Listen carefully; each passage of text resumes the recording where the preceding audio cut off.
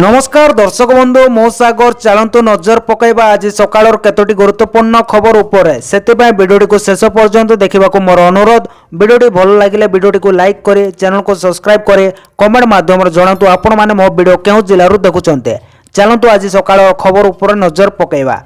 प्रथम खबर देखंतु आसिला बड़ खबर। जनवरी 10 रो मिलिबो ग्रीन स्टिकर, जानतो केउटी पाइबे। जनवरी 10 रो मिलिबो ग्रीन स्टिकर, प्रदर्शन सर्टिफिकेट थिले मिलिबो स्टिकर। प्रदर्शन नियमंत्रण सर्टिफिकेट पाई नियम कड़ाकड़ी करा जायतबा बेले एबे एहाको नै बड़ घोषणा करचंते राज्य सरकार। पीयूसीसी थिले आरटीओ रो मिलिबो ग्रीन स्टिकर। तेबे एबे समस्तक मनरे प्रश्न, ए ग्रीन स्टिकर केबोली देखा जाउतबो, केउटी मिलिबो, केबे मिलिबो, एबे एहाको नै स्पष्ट करचंते राज्य सरकार। राज्यर समस्त आरटीओ ऑफिस रे ग्रीन स्टिकर उपलब्ध होबो, एने बड़ घोषणा करचंते राज्य सरकार बोली खबर मिली। परवर्ती खबर देखंतु आसिला बड़ खबर। ओडिशा आसीबे प्रियंका गांधी, एई दिन आसीबा नै भक्त दास को सूचना। आसंता मार्च रे ओडिशा आसीबे प्रियंका गांधी, एने पीसीसी सभापति भक्त चरण दास सूचना दैचंते। तबे मार्च मास केउ तारिख रे आसीबे सेने कोनोसी सूचना मिली पारि नै। तबे कांग्रेस रो संगठन को दृढ़ करिवार लागिछि दल। आगामी दिन रे राज्यर 10टी जिल्ला रे महिला समावेश करिवो कांग्रेस। तबे राज्य रे बड़ महिला समावेश को संबोधन करिवो प्रियंका। तबे रणनीति कोन रहइबो सेने कोनोसी स्पष्ट होई पारि नै बोली खबर मिली। परवर्ती खबर देखंतु आसिला बड़ खबर। खंडगिरी माघ मेला रे लागिबो 100टी सीसीटीवी, यात्रा रे अश्लील नृत्य परिवेषण मना। खंडगिरी माघ मेला पई लागिबो 100टी सीसीटीवी। बीएमसी रो प्रस्तुत बैठक रे परे मेयर सुलोचना दास को सूचना। चोरी रोकिबा पई अधिक पुलिस फोर्स मुतयन करा जिवो। साधु संतक पई रहिबा, खाइबा और शौचालय व्यवस्था हबो। मोट 7टा पेंडाल रे यात्रा परिवेषण हबो बोली कहिसंती मेयर। यात्रा रे अश्लील नृत्य परिवेषण करि परिबे नै बोली खबर मिली। परवर्ती खबर देखंतु आसिला बड़ खबर। सबुद्रा योजना तृतीय किस्त 16,241 हिताधिकारी कमिले। नया सरकार आसिबा पर महिला को सशक्त करबा पे आरंभ होइछ सबुद्रा योजना। वर्षकरे 5,000 लेखा दुईटा किस्त सरकार आसिबा 1.5 वर्ष होइतबार तृतीय किस्त भी आसी सरिछि। तृतीय किस्त रे नगरमपुर जिल्ला रे 15,000 हिताधिकारी महिला कमितबा सूचना मिलिछि बोली खबर मिलिछि। परवर्ती खबर देखंतु आसिला बड़ खबर। वर्षक मध्यरे कटागला 300 कोटी रो अधिक टंकार फाइन। वर्षक मध्यरे कटागला 300 कोटी रो अधिक टंकार फाइन कथाटी सुनिबाको अजब लागुतिले भी यह कथाटा एकदम सत। वास्तव रे उत्तर प्रदेश रो गाजियाबाद रे ट्रैफिक पुलिस 2025 मसा रे ट्रैफिक नियम उल्लंघन विरोध रे कठोर कार्यानुष्ठान ग्रहण करथिला। जनवरी रु डिसेंबर 2025 मध्य रे ट्रैफिक नियम उल्लंघन परिसंख्यान केवल आश्चर्यजनक नुहे बरং यह मध्य दर्शाउछि जे नियम अवमानना साधारण लोकंक उपरे किपर क्षति पाउछ। 2025 मसा रे गाजियाबाद ट्रैफिक पुलिस उल्लंघन पई प्राय 300 कोटी टंकार जरिमाना जारी करथिला बोले खबर मिली। परवर्ती खबर देखंतु आसिला बड़ खबर। मार्च 31 जाए बढ़िला प्रदूषण सर्टिफिकेट अवधि एप्रिल 1 रु नियाजिबो एक्शन। गाड़ी चालकंक पई बड़ खुशी खबर। प्रदूषण सर्टिफिकेट जांच नै लोकंक मिलिला आश्वस्ति। पीयूसीसी अवधि सीमा मार्च 31 पर्यंत वृद्धि कले सरकार। यह पर अर्थात 1 एप्रिल रु पीयूसीसी सर्टिफिकेट नथिले सरकार नेबे एक्शन। एने सूचना देले परिवहन मंत्री विभूति जेना। लोकंक असुविधा को देखि एई निष्पत्ति नैतिबा कहिसंती परिवहन मंत्री। मार्च 31 सुधा प्रदूषण प्रमाण पत्र कराई नेबा को कहिले विभूति जेना बोली खबर मिली। परवर्ती खबर देखंतु आसिला बड़ खबर। लोकसभा भवन रे रेल्स नै आसीबो गाइडलाइन मंत्री कहले सत जणा पड़िले। लोकसभा भवन रे रेल्स करबाको नै आईन मंत्री पृथ्वीराज हरिचंदन उद्वेग प्रकाश करचंदे। से कहचंदे लोकसभा भवन रेल्स पई गृह विभाग गाइडलाइन आनिबो। लोकसभा भवन रे रेल्स करबा ठीक कथा नय। कार्य करतवा व्यक्ति होंतु कि बाहर लोक रेल्स मना। लोकसभा भवन रेल्स रो कोनोसी आवश्यक नाही बोली मंत्री कहचंते। आगो को गृह विभाग लोकसभा भवन सुरक्षा कर्मी को ए बाबद रे कड़ा दागित करिवो। रेल्स होउतले लोकसभा भवन सुरक्षा कर्मी और पुलिस तुरंत पदक्षेप नेबे। लोकसभा भवन रेल्स मो नजर को आसी नथिबा प्रतिक्रिया रे कहचंदे मंत्री बोले खबर मिलिछि। परवर्ती खबर देखंतु आसिला बड़ खबर। ओडिशा को संपूर्ण दुर्नीति मुक्त करबा पई अभियान जारी रहू विजिलेंस विभाग को मुख्यमंत्री को परामर्श। गत 20 वर्षर इतिहास को पछरे पकाई ओडिशा विजिलेंस एक उत्कृष्ट उदाहरण सृष्टि करछि। सरकार को दुर्नीति विरोध रे शून्य सहनशीलता नीति जगो राज्य रे विजिलेंस विभाग सक्रिय भाव रे कार्य करी दुर्नीतिखोर मानक धरिबारे सफल होइछि। आज मुख्यमंत्री श्री मोहन चरण माझी अध्यक्षतार लोकसभा भवन ठारे विजिलेंस विभाग एक समीक्षा बैठक यह स्पष्ट होइछि। बैठकर आलोचनार जना पड़िछि 2025 एप्रिल 1 रु डिसेंबर 31 मध्य राज्य सरकार विजिलेंस को 125टी केसर तदंत करबा पई निर्देश दैछन्ति, जहाकि एक रेकर्ड। पूर्व एही 9 मासर समय अवधि मध्य राज्य सरकार केबे भी एते संख्यक केस तदंत करबा पई देइ नांति बोली खबर मिलिछि। परवर्ती खबर देखंतु आसिला बड़ खबर मंत्री को बड़ सूचना चिलिकार पुनरुद्धार पई हेबो डीपीआर मंत्री पृथ्वीराज हरिचंदन को अध्यक्षतार एक गुरुत्वपूर्ण बैठक अनुष्ठित होई जायछि। बैठक रे जैव विविधता एवं चिलिका हदरर पुनर्विकास उपर गुरुत्व दिया जायछि। एही अवसर रे मंत्री कहचंती जे चिलिका मुहाण पति हेबा कारणरू पानी समुद्र को ठीक भाव में जाई पारुना एपरिक समुद्र पानी मध्य चिलिका मध्य को ठीक भाव प्रवेश करि पारुना फल चिलिका जलर खारियता नष्ट होउछि फल जैव विविधता संतुलन रही पारुना तेने चिलिकार पुनरुद्धार कराजिबो। पुनरुद्धार पई विस्तृत प्रकल्प रिपोर्ट डीपीआर प्रस्तुत हबो। चिलिका उन्नयन कर्तृपक्ष एवं आईआईटी चेन्नई को डीपीआर पई निर्देश दिया जायतिबा नै मंत्री प्रकाश करिसंते। बैठक में पुरी एमपी समितर पात्रंक सह वरिष्ठ प्रशासनिक अधिकारी प्रमुख उपस्थित थिले बोले खबर मिलिछि। परवर्ती खबर देखंतु आसिला बड़ खबर गाड़ी रे ग्रीन स्टिकर न लागितेले मिलिबोनी टांकीरो तेल सरकार को बड़ घोषणा। सरकार को बड़ निष्पत्ति जदि गाड़ी रे ग्रीन स्टिकर लागि नथिबो ताले टांकीरो नै पारिबिनी तेल। हां आज्ञा किछि दिन तळे सरकार घोषणा करथिले कि जो गाड़ी रो पीयूसीसी नथिबो सेही गाड़ी को तेल मिलिबोनी। तेनु एबे रास्ता घाट जाउटी देखिबो पीयूसीसी करबा पई गाड़ी रो लंबा लाइन लागितबा देखिबाको मिलुछि। आउ एही समय सरकार घोषणा करिसंते कि जो गाड़ी रो प्रदूषण प्रमाण पत्र थिबो सेही गाड़ी रे लागिबो ग्रीन स्टिकर तापर टांकी रो भर्ती करि पारिबे तेल। एने परिवहन मंत्री विभूति जेना सूचना दैचंते। मंत्री कहिसंते प्रदूषण प्रमाण पत्र मिलिले तुरंत लागिबो ग्रीन स्टिकर। ग्रीन स्टिकर परिवहन विभाग जगाई देबो बोले खबर मिलिछि। परवर्ती खबर देखंतु आसिला बड़ खबर जोगाण मंत्री को बड़ घोषणा। मार्च पर्यंत चलिबो धान किणा सब चाषी अकाउंट को चलित वर्ष मार्च पर्यंत मंडी रे धान किणा चलिबो बोले जोगाण मंत्री कृष्णचंद्र महापात्र कहिसंते। से प्रतिक्रिया दे कहिसंते ए पर्यंत 10,50,000 मेट्रिक टन धान किणा जायछि। सेति मध्यरु 2,30,000 चाषी धान बिकिथिबा बेले 18टी जिल्ला रे एबे भी धान किणा जारी रहिछि। 11 लाख चाषी को टोकन दिया जिबा सह चाषी अकाउंट को 250 कोटी टंका जाइतिबा मंत्री कहिसंते। से आहुरी मध्य कहिसंते चलित वर्ष सब चाषी धान किणा जिवो बोले खबर मिलिछि। परवर्ती खबर देखंतु आसिला बड़ खबर प्रति एनएसए को परिमल आलोकीकरण एवं सफाई कार्य पई 1.5 कोटी टंका लेखाए घोषणा। ओडिशार सहर गुड़िक स्वच्छ सबुज और सुंदर भावे गढ़ी तोलिबा पई सरकार लक्ष्य रखिसंते। 31 डिसेंबर 2025 रे नुआ 4टी विज्ञापित अंचल को मिसाई समुदाय 28टी एनएसए मान्यता पाइछि। सबुथरे नूतन कार्यालय स्थापना पई गृह निर्माण और नगर उन्नयन विभाग पक्षरु योजना करा जाउछि। एते पई 6 कोटी टंकार व्ययबराद करा जायछि। प्रति एनएसए को परिमल आलोकीकरण एवं सफाई कार्य पई 1.5 कोटी टंका लेखाए अर्थ राशि मंजूर करा जायछि बोली विभाग मंत्री डॉक्टर कृष्णचंद्र महापात्र कहिसंते बोले खबर मिलिछि। परवर्ती खबर देखंतु आसिला बड़ खबर प्रति मासरे महिला मानको मिलिबो 1000 टंका। जानतो केमिते करिवे आवेदन। आर्थिक दृष्टि दुर्बल एवं बेकार महिला मानको सुरक्षित जीवन प्रदान करबा पई केरल सरकार स्त्री सुरक्षा योजना आरंभ करछन्ते। एही योजना अधीन रे योग्य महिला मानको सेमानकर दैनन्दिन आवश्यकता पूर्ण करबा पई मासक आर्थिक सहायता प्रदान करा जाय। एही योजना अन्य कौनसी सरकारी पेंशन किमा नियमित आय पाउनथवा महिला मानको आश्वास प्रदान करे। स्त्री सुरक्षा योजना कोन? स्त्री सुरक्षा योजना होछि सरकार को एक सामाजिक सुरक्षा योजना। एही योजना अधीन रे राज्यर योग्य महिला एवं ट्रांसजेंडर मानको मासिक 1000 टंका पेंशन प्रदान करा जाय। एही राशि सीधा सड़क हिताधिकारी को बैंक अकाउंट को स्थानांतरित करा जाय। एही योजनार लक्ष्य महिला मानको आर्थिक सहायता प्रदान करी एवं सेमानको आत्मनिर्भरशील करी सशक्त करिबा बोली खबर मिलिछि। परवर्ती खबर देखंतु आसिला बड़ खबर उद्घाटित होला निदान सेवा। स्वास्थ्य मंत्री देले बड़ सूचना। मागणा रे हेबो बलांगीर सरकारी आयुर्वेदिक कॉलेज एवं हॉस्पिटल परिसर रे शुक्रवार अपराह्न निदान केंद्र सेवा उद्घाटित होई जायछि। स्वास्थ्य मंत्री डॉक्टर मुकेश महालिंग एहाको उद्घाटन करी कहिसंते एही निदान केंद्र रे मागणा रे 32 रो अधिक प्रकार विभिन्न रक्त और पैथोलॉजिकल परीक्षा करा जाय। रिपोर्ट प्रदान करा जिवो। पूर्व केवल एलोपैथी हॉस्पिटल गुडी करे निदान सेवा कार्यकर करा जाउतला। प्रधानमंत्री नरेंद्र मोदी एवं मुख्यमंत्री मोहन चरण माझी को मार्गदर्शन रे स्वास्थ्य विभाग पक्षरु राज्यर आयुर्वेदिक कॉलेज एवं हॉस्पिटल गुडी करे निदान सेवा को एबे मागणा रे आयुर्वेदिक हॉस्पिटल रो कार्यकारी करा जायछि बोले खबर मिलिछि। परवर्ती खबर देखंतु आसिला बड़ खबर सरकार को बड़ निष्पत्ति लगाइबे स्मार्ट मीटर खर्च हबो। राज्य सरकार स्मार्ट मीटर लगाइबे। कैबिनेट निष्पत्ति पर शक्ति विभाग व्यक्ति प्रकाश पाइछि। तेबे एथि निमंते 735 कोटी टंकार एककालीन अनुदान प्रदान करबा को सरकार निष्पत्ति नैचंते। 2 किलोवाट जाय थिबा 8.75 लाख मीटर को बदलाई स्मार्ट मीटर लगा जिवो। एही बाबद को 340 कोटी टंका खर्च हबो। नवा संजोग रे स्मार्ट मीटर लगाइबा को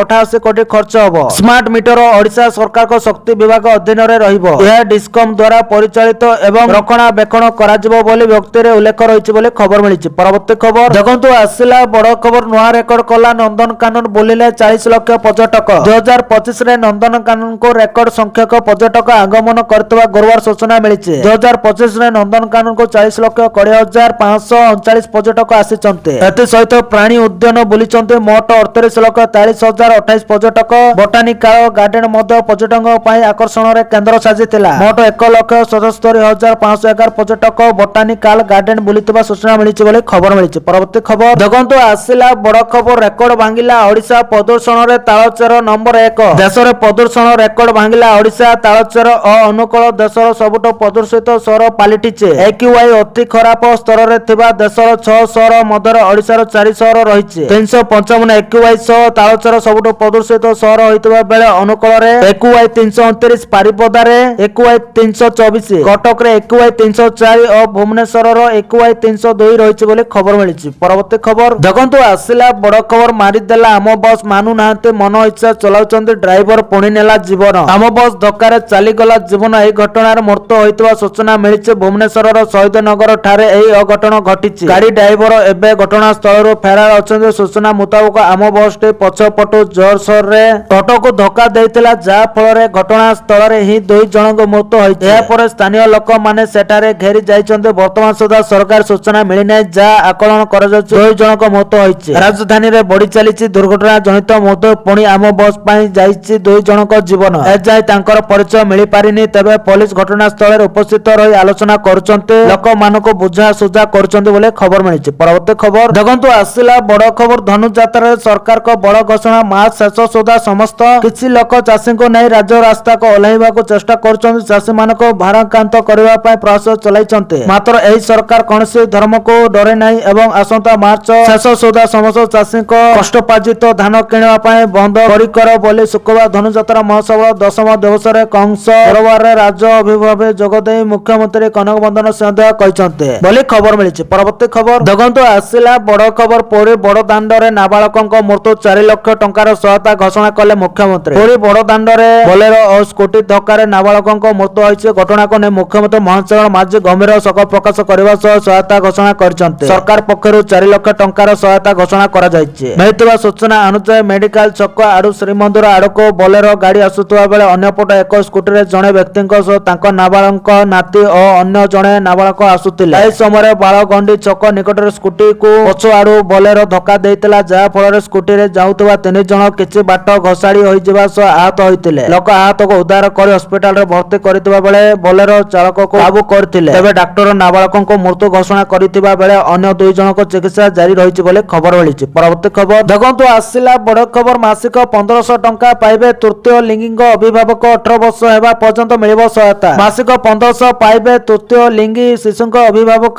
ସ୍ୱୀକୃତି ଯୋଜନା ଜାରି ହେଲା ନିର୍ଦ୍ଦେଶାବଳୀ। ତୃତୀୟ ଲିଙ୍ଗୀଙ୍କୁ ସମାଜର ମୁଖ୍ୟ ସ୍ରୋତରେ ସାମିଲ କରିବା, ସେମାନଙ୍କ ଅଧିକାରର ସୁରକ୍ଷା ପ୍ରଦାନ କରିବା ପାଇଁ ରାଜ୍ୟ ସରକାର ସ୍ୱୀକୃତି ଯୋଜନା ଆରମ୍ଭ କରିଛନ୍ତି। ଏହି ଯୋଜନା କିଭଳି କାର୍ଯ୍ୟକାରୀ ହେବ ସେଥିପାଇଁ ସାମାଜିକ ସୁରକ୍ଷା ଓ ଭିନ୍ନକ୍ଷମ ସଶକ୍ତିକରଣ ବିଭାଗ ପକ୍ଷରୁ ଏହାର ନିର୍ଦ୍ଦେଶାବଳୀ ଜାରି ହୋଇଛି ବୋଲି ଖବର ମିଳିଛି। ପରବର୍ତ୍ତୀ ଖବର ଦେଖନ୍ତୁ ଆସିଲା ବଡ ଖବର। ମୁଖ୍ୟମନ୍ତ୍ରୀଙ୍କ ପକ୍ଷରୁ 4 ଲକ୍ଷ ଟଙ୍କା ସହାୟତା ଘୋଷଣା। ଆମ ବସ୍ ଧକ୍କାରେ ମୃତ ଅଟୋ ଚାଳକଙ୍କ ସମ୍ପର୍କକୁ 4 ଲକ୍ଷ ଟଙ୍କା ସହାୟତା ରାଶି ଘୋଷଣା ହୋଇଛି। ମୁଖ୍ୟମନ୍ତ୍ରୀ ରିଲିଫ ଫଣ୍ଡ CMRF ରୁ 4 ଲକ୍ଷ ଟଙ୍କା ସହାୟତା ଦେବାକୁ ମୁଖ୍ୟମନ୍ତ୍ରୀଙ୍କ ମହେନ୍ଦ୍ର ଚରଣ ମାଝୀ ଘୋଷଣା କରିଛନ୍ତି। ଘଟଣାକୁ ନେଇ ମୁଖ୍ୟମନ୍ତ୍ରୀ ଗମ୍ଭୀର ଶୋକ ପ୍ରକାଶ କରିଛନ୍ତି। ଯାଜପୁର ଅଟୋ ଚାଳକଙ୍କ ବିଷ୍ଣୁ ପାତ୍ରଙ୍କ ପରିବାର ବର୍ଗଙ୍କ ପ୍ରତି ମୁଖ୍ୟମନ୍ତ୍ରୀ ସମବେଦନା ଜଣାଇଛନ୍ତି। ଶନିବାର ରୂପାଳି ଛକରେ ଆମ ବସ୍ ଧକ୍କାରେ ବିଷ୍ଣୁଙ୍କ ଜୀବନ ଯାଇଥିଲା ବୋଲି ଖବର ମିଳିଛି। ପରବର୍ତ୍ତୀ ଖବର ଦେଖନ୍ତୁ ଆସିଲା ବଡ ଖବର। ମୁଖ୍ୟମନ୍ତ୍ରୀଙ୍କ କଡା ନିର୍ଦ୍ଦେଶ, ଆମ ବସ୍ ଡ୍ରାଇଭରଙ୍କୁ ଦିଆଯିବ ନିୟମିତ ଟ୍ରେନିଂ। ରାଜ୍ୟ ସରକାରଙ୍କ ଆମ ବସ୍ ବାରମ୍ବାର ଦୁର୍ଘଟଣା ଘଟାଉଥିବାରୁ ମୁଖ୍ୟମନ୍ତ୍ରୀ ମହେନ୍ଦ୍ର ଚରଣ ମାଝୀ ଉଦ୍ବେଗ ପ୍ରକାଶ କରିଛନ୍ତି। ସେ କଡା ନିର୍ଦ୍ଦେଶ ଦେଇ କହିଛନ୍ତି ଡ୍ରାଇଭରଙ୍କୁ ନିୟମିତ ଟ୍ରେନିଂ ଦିଆଯିବ। ବିଶେଷ କରି ଆମ ବସ୍ ଡ୍ରାଇଭର ମାନଙ୍କ ଦକ୍ଷତା ବୃଦ୍ଧିକୁ ଗୁରୁତ୍ୱ ଦିଆଯିବ। ଡ୍ରାଇଭର ମାନଙ୍କ ମଧ୍ୟରେ ସମ୍ବେଦନଶୀଳ ମନୋଭାବ ସୃଷ୍ଟି ପାଇଁ ପରାମର୍ଶ ଦେଇଛନ୍ତି ମୁଖ୍ୟମନ୍ତ୍ରୀ। MBI ମାନଙ୍କ ଦ୍ୱାରା ଆମ ବସ୍ ଗୁଡିକର ଫିଟନେସ ଯାଞ୍ଚ କରାଯିବ ପାଇଁ ମୁଖ୍ୟମନ୍ତ୍ରୀ ନିର୍ଦ୍ଦେଶ ଦେଇଛନ୍ତି। ଏଥିସହିତ ବାଣିଜ୍ୟ ଓ ପରିବହନ ବିଭାଗକୁ ଏକ ସ୍ୱତନ୍ତ୍ର ସ୍କ୍ୱାଡ ଗଠନ କରିବାକୁ ମୁଖ୍ୟମନ୍ତ୍ରୀ ପରାମର୍ଶ ଦେଇଛନ୍ତି ବୋଲି ଖବର ମିଳିଛି। ପରବର୍ତ୍ତୀ ଖବର ଦେଖନ୍ତୁ ଆସିଲା ବଡ ଖବର। ଆଇନ ମନ୍ତ୍ରୀ ପୃଥ୍ୱୀରାଜ ହରିଚନ୍ଦନଙ୍କ ସୂଚନା, ନୂଆ ରୂପ ପାଇବ ଲୋକସେବା ଭବନ। ରାଜ୍ୟର ମୁଖ୍ୟ ପ୍ରଶାସନିକ କେନ୍ଦ୍ର ଲୋକସେବା ଭବନ ଖୁବ୍ ଶୀଘ୍ର ଏକ ନୂଆ ରୂପରେ ନଜର ଆସିବ। ସମ୍ପୂର୍ଣ୍ଣ ଲୋକସେବା ଭବନର ପୁନଃବିନ୍ୟାସ କରାଯିବ ନେଇ ସରକାର ପ୍ରସ୍ତୁତି ଆରମ୍ଭ କରିଛନ୍ତି। ଏ ସମ୍ପର୍କରେ ସୂଚନା ଦେଇ ଆଇନ ମନ୍ତ୍ରୀ ପୃଥ୍ୱୀରାଜ ହରିଚନ୍ଦନ କହିଛନ୍ତି ଯେ ଏହି ପ୍ରକଳ୍ପ ପାଇଁ ବିସ୍ତୃତ ପ୍ରକଳ୍ପ ରିପୋର୍ଟ ପ୍ରସ୍ତୁତ ହୋଇସାରିଛି ଏବଂ ମୁଖ୍ୟମନ୍ତ୍ରୀ ମଧ୍ୟ ଏହାକୁ ଅନୁମୋଦନ କରିଛନ୍ତି। ଏହି ନବୀକରଣ ଯୋଜନାର ସବୁଠାରୁ ଗୁରୁତ୍ୱପୂର୍ଣ୍ଣ ଦିଗ ହେଉଛି ଆଧୁନିକ ଅଣ୍ଡରଗ୍ରାଉଣ୍ଡ ପାର୍କିଂ ବ୍ୟବସ୍ଥା। ଲୋକସେବା ଭବନ ପରିସରରେ ଗାଡି ପାର୍କିଂ ସମସ୍ୟାର ସମାଧାନ ପାଇଁ ବେସମେଣ୍ଟରେ ତଳକୁ ତଳ 3 ମହଲା ବିଶିଷ୍ଟ ବିଶିଷ୍ଟ ସ୍ମାର୍ଟ ପାର୍କିଂ ନିର୍ମାଣ କରାଯିବ। ଏହି ପାର୍କିଂ ସ୍ଥଳରେ ଏକ ସଙ୍ଗେ 573ଟି କାର ରହିବା ଭଳି ବ୍ୟବସ୍ଥା କରାଯାଉଛି। ଏହାର ବିଶେଷ ହେଉଛି ଏଠାରେ ଏଆଇ ବ୍ୟବହାର କରାଯିବ ଯାହା ଗାଡିର ନମ୍ବର ପ୍ଲେଟ ଏବଂ ଡ୍ରାଇଭରଙ୍କୁ ସହଜରେ ଚିହ୍ନଟ କରିପାରିବ। ଏହି ବିଶାଳ ପ୍ରକଳ୍ପ ପାଇଁ ସରକାର ପ୍ରାୟ 102 କୋଟି ଟଙ୍କା ଖର୍ଚ୍ଚ କରିବାକୁ ଲକ୍ଷ୍ୟ ରଖିଛନ୍ତି। ମନ୍ତ୍ରୀଙ୍କ ସୂଚନା ଅନୁଯାୟୀ ଚଳିତ ବର୍ଷ ଶେଷ ସୁଦ୍ଧା ଏହି ପୁନଃବିନ୍ୟାସ କାର୍ଯ୍ୟ ଆରମ୍ଭ ହେବ। ଏହି ପଦକ୍ଷେପ ଦ୍ୱାରା ଲୋକସଭା ଭବନର କାୟାକଳ୍ପ ବଦଳିବା ସହ ଏହା ଏକ ଆଧୁନିକ ଏବଂ ସୁରକ୍ଷିତ ପ୍ରଶାସନିକ ପରିସର ଭାବରେ ଉଭା ହେବ। ଗାଡି ପାର୍କିଂ ସମସ୍ୟାର ସ୍ଥାୟୀ ସମାଧାନ ସହ ସରକାର ବ୍ୟବସ୍ଥାକୁ ଏହା ଆହୁରି ସୁଦୃଢ କରିବ ବୋଲି ଖବର ମିଳିଛି। ପରବର୍ତ୍ତୀ ଖବର ଦେଖନ୍ତୁ ଆସିଲା ବଡ ଖବର ବିବାଦ ଭିତରେ ମହାନଦୀ ଗେଟ୍ ଖୋଲିଲା ଛତିଶଗଡ଼। ମହାନଦୀକୁ ନେଇ ବିବାଦ ଜାରି ରହିଥିବା ବେଳେ ଆଜି କଲମା ବ୍ୟାରେଜରୁ 2ଟି ଗେଟ୍ ଖୋଲାଯାଇଛି। କଲମା ବ୍ୟାରେଜରୁ ଛତିଶଗଡ଼ ସରକାର ପାଣି ନ ଛାଡ଼ିବାକୁ ଆଗରୁ ମସୁଦା କରିଥିବା ବେଳେ ଆଜି ଗେଟ୍ ଖୋଲିଛନ୍ତି। କିଛି ଦିନ ତଳେ କନକ ନ୍ୟୁଜରେ କଲମା ବ୍ୟାରେଜରେ ତଳ ମୁଣ୍ଡରେ କିପରି ଛତିଶଗଡ଼ ସରକାର ବାଲିବନ୍ଧ ତିଆରି କରୁଛି ସେ ନେଇ ଖବର ପ୍ରସାରଣ କରିଥିବା ବେଳେ ଛତିଶଗଡ଼ ସରକାର ବାଲିବନ୍ଧ ସମ୍ପୂର୍ଣ୍ଣ ରୂପରେ ତିଆରି କରିଥିବା ଦେଖିବାକୁ ମିଳିଛି ବୋଲି ଖବର ମିଳିଛି। ପରବର୍ତ୍ତୀ ଖବର ଦେଖନ୍ତୁ ଆସିଲା ବଡ ଖବର ଭାରତୀୟଙ୍କ ଭେନେଜୁଏଲା ଯିବା ମନା ପରିସ୍ଥିତି ଭୟଙ୍କର ହେବାରୁ ଏପରି ନିର୍ଦ୍ଦେଶ ଦେଲେ ସରକାର। ଏନେଇ ନିର୍ଦ୍ଦେଶନାମା ଜାରି ହୋଇଛି। ଭେନେଜୁଏଲା ନ ଯିବାକୁ ଲୋକଙ୍କ ପରାମର୍ଶ। ଭେନେଜୁଏଲାରେ ଆମେରିକା ସେନାର ଆକ୍ରମଣ ଏବଂ ଭେନେଜୁଏଲାରେ ପରିସ୍ଥିତି ଖରାପ ହେଉଥିବାରୁ ଭାରତ ସରକାର ଏକ ନିର୍ଦ୍ଦେଶନାମା ଜାରି କରିଛନ୍ତି। ଏଥିରେ ପରାମର୍ଶ ଦେଇ କୁହାଯାଇଛି ଯେ ଭେନେଜୁଏଲାରେ ପରିସ୍ଥିତି ଅତ୍ୟନ୍ତ ଭୟଙ୍କର। ଆମେରିକା ସେନା ଏହି ଦେଶ ଉପରେ ଆକ୍ରମଣ କରୁଛି ଏବଂ ରାଷ୍ଟ୍ରପତି ନିକୋଲାସ ମାଦୁରୋକୁ ଗିରଫ କରାଯାଇଛି। ତେଣୁ ଭେନେଜୁଏଲାରେ ରହୁଥିବା ଭାରତୀୟମାନେ ସତର୍କ ରହିବା ଉଚିତ। କୌଣସି ଜରୁରୀକାଳୀନ ପରିସ୍ଥିତିରେ ଯାତ୍ରା କରିବାରୁ ଦୂରେଇ ରୁହନ୍ତୁ ଏବଂ ଭାରତ ଦୂତାବାସ ସହିତ ଯୋଗାଯୋଗ କରନ୍ତୁ ବୋଲି ଖବର ମିଳିଛି। ପରବର୍ତ୍ତୀ ଖବର ଦେଖନ୍ତୁ ଆସିଲା ବଡ ଖବର ରାସନ କାର୍ଡ ହିତାଧିକାରୀଙ୍କ ପାଇଁ ଖୁସି ଖବର। ଆଉ 2 ମାସ ବଢିଲା EKYC ଅବଧି। ରାଜ୍ୟର ସମସ୍ତ ରାସନ କାର୍ଡ ହିତାଧିକାରୀଙ୍କ ପାଇଁ ରାଜ୍ୟ ସରକାର ଖୁସି ଖବର ଦେଇଛନ୍ତି। ରାସନ କାର୍ଡ ହିତାଧିକାରୀଙ୍କ ପାଇଁ ବାଧ୍ୟତାମୂଳକ ହୋଇଥିବା EKYC ର ଅବଧି ଆଉ 2 ମାସ ବୃଦ୍ଧି କରିଛନ୍ତି ରାଜ୍ୟ ସରକାର। ପୂର୍ବ ନିର୍ଦ୍ଧାରିତ ସମୟ ମୁତାବକ ଡିସେମ୍ବର 31 ତାରିଖ EKYC ଭରିବାର ଶେଷ ତାରିଖ ଥିଲା। ବିଭାଗର ସୂଚନା ମୁତାବକ ଏପର୍ଯ୍ୟନ୍ତ ରାଜ୍ୟର 96% ହିତାଧିକାରୀ EKYC ଭରି ସାରିଥିବା ବେଳେ ବାକି ରହିଛନ୍ତି 4%। ଯୋଗାଣ ମନ୍ତ୍ରୀ କହିଛନ୍ତି କି କଟକ ଏବଂ ଉପକୂଳ ଜିଲ୍ଲା ଗୁଡିକର ଅଧିକ ହିତାଧିକାରୀ EKYC ଭରି ନାହାନ୍ତି। ମନ୍ତ୍ରୀ କହିଛନ୍ତି ସରକାର ଚାହୁଁଛନ୍ତି କୌଣସି ଯୋଗ୍ୟ ହିତାଧିକାରୀଙ୍କ ରାସନ କାର୍ଡ ନ କଟୁ। ତେଣୁ ନିର୍ଦ୍ଧାରିତ ସମୟ ମଧ୍ୟରେ ସମସ୍ତ ହିତାଧିକାରୀ EKYC ଭରି ଦିଅନ୍ତୁ ବୋଲି ମନ୍ତ୍ରୀ ଅନୁରୋଧ କରିଛନ୍ତି। ସେପଟେ ଏପର୍ଯ୍ୟନ୍ତ 8 ଲକ୍ଷ ନୂଆ ରାସନ କାର୍ଡ ବଣ୍ଟନ ହୋଇଥିବା କଥା ବିଭାଗୀୟ ମନ୍ତ୍ରୀ ସୂଚନା ଦେଇଛନ୍ତି ବୋଲି ଖବର ମିଳିଛି। ପରବର୍ତ୍ତୀ ଖବର ଦେଖନ୍ତୁ ଆସିଲା ବଡ ଖବର ଇଲେକ୍ଟ୍ରୋନିକ୍ସ ହବ୍ ହବ ଭାରତ। ଘରୋଇ ଉତ୍ପାଦନ ବୃଦ୍ଧି ପାଇଁ କେନ୍ଦ୍ର ସରକାରଙ୍କ $4.6 ବିଲିୟନ ଅନୁଦାନ। ଭାରତ ସରକାର ଦେଶର ଇଲେକ୍ଟ୍ରୋନିକ୍ସ ଯୋଗାଣ ଶୃଙ୍ଖଳାକୁ ଅଧିକ ସୁଦୃଢ କରିବା ପାଇଁ ଏକ ବଡ ପଦକ୍ଷେପ ନେଇଛନ୍ତି। ଶୁକ୍ରବାର ଆଇଟି ମନ୍ତ୍ରାଳୟ ପକ୍ଷରୁ ମିଳିଥିବା ସୂଚନା ଅନୁଯାୟୀ ଦେଶର ଇଲେକ୍ଟ୍ରୋନିକ୍ସ ଉପକରଣ ଘରୋଇ ଉତ୍ପାଦନ ବୃଦ୍ଧି ପାଇଁ 44,000 କୋଟି ଟଙ୍କାର ଅନୁଦାନକୁ ଅନୁମୋଦନ ମିଳିଛି। ପ୍ରମୁଖ କମ୍ପାନୀ ସାମସଙ୍ଗ, ଟାଟା ଇଲେକ୍ଟ୍ରୋନିକ୍ସ ଏବଂ ଫକ୍ସକନ ଭଳି ବଡ ବଡ କମ୍ପାନୀ ଗୁଡିକ ଏହି ଯୋଜନା ଦ୍ୱାରା ଉପକୃତ ହେବେ ବୋଲି ଖବର ମିଳିଛି। ପରବର୍ତ୍ତୀ ଖବର ଦେଖନ୍ତୁ ଆସିଲା ବଡ ଖୁସି ଖବର ଝିଅ ବାହାଘର ପାଇଁ ମିଳିବ 51,000 ଟଙ୍କା। ମୁଖ୍ୟମନ୍ତ୍ରୀ କନ୍ୟା ବିବାହ ଯୋଜନା ପାଇଁ ଆସିଲା ଗାଇଡଲାଇନ। ଗରିବ ଅସହାୟକୁ 51,000 ଟଙ୍କାର ଆର୍ଥିକ ସହାୟତା ଯୋଗାଇ ଦେବେ ସରକାର। ସିଧାସଳଖ ଯୁବତୀଙ୍କ ଆକାଉଣ୍ଟକୁ ଯିବ 35,000 ଟଙ୍କା। ଦିବ୍ୟାଙ୍ଗ, ବିଧବା, SC ST କୁ ମିଳିବ ଅଗ୍ରାଧିକାର। ସମସ୍ତ ଜିଲ୍ଲାପାଳକୁ ଏନେଇ ଚିଠି ଲେଖିଛି ମହିଳା ଓ ଶିଶୁ ବିକାଶ ବିଭାଗ। 18 ବର୍ଷରୁ ଅଧିକ ବୟସ୍କ ଯୁବତୀମାନେ ଏଥିପାଇଁ ଆବେଦନ କରିପାରିବେ। ଯେଉଁ ଯୁବତୀ ଓ ଯୁବକ ପ୍ରଥମ ଥର ପାଇଁ ବିବାହ କରିବେ ସେମାନଙ୍କୁ କେବଳ ଏହି ସୁବିଧା ମିଳିବ ବୋଲି ଖବର ମିଳିଛି। ପରବର୍ତ୍ତୀ ଖବର ଦେଖନ୍ତୁ ଆସିଲା ବଡ ଖବର ବଦଳିଲା CBSE ବୋର୍ଡ ପରୀକ୍ଷା ତାରିଖ ଜାଣନ୍ତୁ କେବେ ହେବ। କେନ୍ଦ୍ରୀୟ ମାଧ୍ୟମିକ ଶିକ୍ଷା ବୋର୍ଡ 2024 ପାଇଁ ଦଶମ ଏବଂ ଦ୍ୱାଦଶ ଶ୍ରେଣୀ ବୋର୍ଡ ପରୀକ୍ଷା ପାଇଁ ସଂଶୋଧିତ ସମୟ ସାରଣୀ ପ୍ରକାଶ କରିଛି। ପ୍ରଶାସନିକ କାରଣରୁ ବୋର୍ଡ ପରୀକ୍ଷାକୁ ସ୍ଥଗିତ ରଖାଯାଇଥିବା ନେଇ କୁହାଯାଇଛି। ପୂର୍ବରୁ 3 ମାର୍ଚ୍ଚରେ ହେବାକୁ ଥିବା ଦଶମ ଏବଂ ଦ୍ୱାଦଶ ଶ୍ରେଣୀ ପରୀକ୍ଷାକୁ ସ୍ଥଗିତ ରଖାଯାଇଥିଲା। ବୋର୍ଡ ଅନୁଯାୟୀ ଯେଉଁ ଦଶମ ଏବଂ ଦ୍ୱାଦଶ ବିଷୟ ଗୁଡିକ ପରୀକ୍ଷା ପୂର୍ବରୁ 3 ମାର୍ଚ୍ଚ 2024ରେ ହେବାକୁ ଥିଲା ସେଗୁଡିକ ପ୍ରଶାସନିକ କାରଣରୁ ସ୍ଥଗିତ ରଖାଯାଇଛି। ସଂଶୋଧିତ ସମୟ ସାରଣୀ ଅନୁଯାୟୀ ଦଶମ ଶ୍ରେଣୀ ପରୀକ୍ଷା ଏବେ 11 ମାର୍ଚ୍ଚ 2024ରେ ଅନୁଷ୍ଠିତ ହେବ। ଅନ୍ୟପଟେ ଦ୍ୱାଦଶ ଶ୍ରେଣୀ ପରୀକ୍ଷା 10 ଏପ୍ରିଲ 2024ରେ ଅନୁଷ୍ଠିତ ହେବ। ଛାତ୍ରଛାତ୍ରୀମାନେ ବୋର୍ଡର ଅଫିସିଆଲ ୱେବସାଇଟ cbse.government.in କୁ ଯାଇ ସଂଶୋଧିତ ସମୟ ସାରଣୀ ଦେଖିପାରିବେ ଏବଂ ଡାଉନଲୋଡ କରିପାରିବେ ବୋଲି ଖବର ମିଳିଛି। ପରବର୍ତ୍ତୀ ଖବର ଦେଖନ୍ତୁ ଆସିଲା ବଡ ଖବର ଗରିବ ପାକିସ୍ତାନ ହାତରେ ଲାଗିଲା ତେଲ ଏବଂ ଗ୍ୟାସର ଏକ ବିଶାଳ ଭଣ୍ଡାର। ପାକିସ୍ତାନ ଖାଇବର ପଖତୁନଖା ପ୍ରଦେଶର ସଂଶୋଧିତ ତେଲ ଏବଂ ପ୍ରାକୃତିକ ଗ୍ୟାସର ନୂତନ ଭଣ୍ଡାର ଆବିଷ୍କାର କରିଥିବା ଦାବି କରିଛି। ପ୍ରଧାନମନ୍ତ୍ରୀ ଶହବାଜ ସରିଫ ଏହି ଆବିଷ୍କାରକୁ ଦେଶ ପାଇଁ ଏକ ପ୍ରମୁଖ ସଫଳତା ବୋଲି ବର୍ଣ୍ଣନା କରି କହିଛନ୍ତି ଯେ ଏହା ଏହାର ବୈଦେଶିକ ମୁଦ୍ରା ଭଣ୍ଡାରକୁ ମଜବୁତ କରିବ ଏବଂ ତୈଳ ଏବଂ ଗ୍ୟାସ ଆମଦାନୀକୁ ଖର୍ଚ୍ଚ ହ୍ରାସ କରିବ। ପାକିସ୍ତାନୀ ଏଜେନ୍ସି ଗୁଡିକ ଅନୁସାରେ ଖାଇବର ପଖତୁନଖାର କହତ ଜିଲ୍ଲାର ନାସପା ବ୍ଲକରେ ତୈଳ ଏବଂ ଗ୍ୟାସ ଭଣ୍ଡାର ଆବିଷ୍କୃତ ହୋଇଛି। ଏହି ଆବିଷ୍କାରରୁ ପ୍ରତିଦିନ ପ୍ରାୟ 4,100 ବ୍ୟାରେଲ ଅଶୋଧିତ ତେଲ ଏବଂ 10.5 ନିହତ ଘନ ଫୁଟ ଗ୍ୟାସ ଉତ୍ପାଦନ ହେଉଥିବା ଜଣା জনা পড়িছে বলে খবর মিলিছে। পরবর্তী খবর দেখন্তু আসিলা বড় খবর, রাজ্যরে খুব শীঘ্র লাগু হব মুখ্যমন্ত্রী বস সেবা মাগଣାରେ ପିଲାଙ୍କୁ ମିଳିବ। ରାଜ୍ୟରେ ଖୁବ୍ ଶୀଘ୍ର ଲାଗୁ ହେବ ମୁଖ୍ୟମନ୍ତ୍ରୀ ବସ୍ ସେବା ବା MBS। ଏନେଇ ପରିବହନ ମନ୍ତ୍ରୀ ବିଭୂତି ଜେନା ସୂଚନା ଦେଇଛନ୍ତି। ବିଦ୍ୟାଳୟ ଓ ଗଣଶିକ୍ଷା ବିଭାଗ ସହ ଆଲୋଚନା ସରିଥିବା ମନ୍ତ୍ରୀ କହିଛନ୍ତି। ପରିବହନ ବିଭାଗ ଯେମିତି କ୍ଷତି ନ ସହିବ ସେନେଇ ମଧ୍ୟ ଆଲୋଚନା ହୋଇଛି। 1422ଟି ବସ୍ ଯୋଗେ ସ୍କୁଲ ପିଲାଙ୍କୁ ମାଗଣା ସେବା ଯୋଗାଇ ଦିଆଯିବ। ଉଭୟ ଏସି ଓ ନନ୍ ଏସି ବସରେ ଲାଗୁ ହେବ ଏହି ସେବା। ବସରେ ଯାତ୍ରା କେବଳ ୟୁନିଫର୍ମରେ ରହିବା ସହ ଆଇ କାର୍ଡ ପକାଇଲେ ଛାତ୍ରଛାତ୍ରୀ କେଉଁ ରୁଟ୍ରେ କେତେ ବସ୍ ଚାଲିବ ତାହା OSRTC ସ୍ଥିର କରିବ ବୋଲି ମନ୍ତ୍ରୀ କହିଛନ୍ତି ବୋଲି ଖବର ମିଳିଛି। ପରବର୍ତ୍ତୀ ଖବର ଦେଖନ୍ତୁ ଆସିଲା ବଡ ଖବର, UIDAI ଦଉଛି 2 ଲକ୍ଷ ଟଙ୍କା ଏଭଳି ଜିତନ୍ତୁ। UIDAI ଯୁବ ପୀଡ଼ିତା ମାନଙ୍କୁ 2 ଲକ୍ଷ ପର୍ଯ୍ୟନ୍ତ ନଗଦ ପୁରସ୍କାର ପ୍ରଦାନ କରୁଛି। ଆଧାର ଜାରି କରୁଥିବା ସରକାରୀ ସଂସ୍ଥା ଏକ ଜାତୀୟ ଡାଟା ହାକାଥନ ଆୟୋଜନ କରିବ। ଏହି ହାକାଥନରେ ଅଂଶଗ୍ରହଣକାରୀଙ୍କ ପାଇଁ ପୁରସ୍କାର ରାଶି 5 ଲକ୍ଷ ରହିବ। ପ୍ରଥମ ସ୍ଥାନ ଅଧିକାର କରିଥିବା ବ୍ୟକ୍ତି 2 ଲକ୍ଷ ପାଇବେ। ଏହା ସହିତ ସରକାରୀ ସଂସ୍ଥା ଅଂଶଗ୍ରହଣକାରୀମାନଙ୍କୁ ପ୍ରମାଣପତ୍ର ମଧ୍ୟ ପ୍ରଦାନ କରିବ ଯାହାକୁ ସେମାନେ ଚାକିରି ସୁଯୋଗ ପାଇଁ ବ୍ୟବହାର କରିପାରିବେ। UIDAI ଏହାର ସରକାରୀ ଏକ୍ସ ହ୍ୟାଣ୍ଡେଲ ମାଧ୍ୟମରେ ଜାତୀୟ ଡାଟା ହାକାଥନ ଘୋଷଣା କରିଛି। ଅଂଶଗ୍ରହଣକାରୀ ଟେକ୍ ସାବି ଯୁବକମାନଙ୍କୁ ଆଧାର କାର୍ଡ ପାଇଁ ତଥ୍ୟ ତାଲିକା ପରାମର୍ଶ ବା ଡାଟା ଡିମନ୍ ପରାମର୍ଶ ଦାଖଲ କରିବାକୁ ପଡିବ। ଏଥିରେ ଆପଣଙ୍କ ଆଧାର କାର୍ଡକୁ କିପରି ସୁରକ୍ଷିତ ରଖିବେ ଏବଂ ଏହା ବିଷୟରେ ସଚେତନତା ବୃଦ୍ଧି କରିବା ପାଇଁ ପଦକ୍ଷେପ ସମ୍ପର୍କରେ ସୂଚନା ଅନ୍ତର୍ଭୁକ୍ତ ହେବ।